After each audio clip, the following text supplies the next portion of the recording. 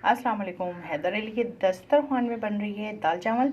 ये मैंने एक पाव दाल ली है और जनाब ये हैं हमारे पास चावल, तकरीबन आधा किलो होंगे, हाफ केजी। देखते हैं।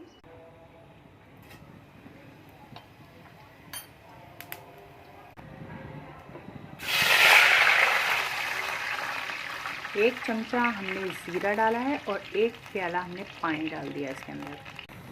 पानी खोल गया, हम इसमें नमक डालेंगे 1 चम्मच या हस्बे जायका, और उसके बाद तमाम चावल।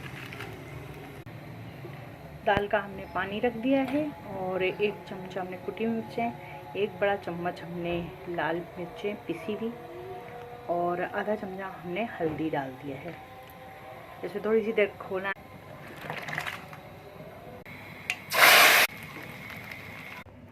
और जनाब हमारा दाल चावल तैयार।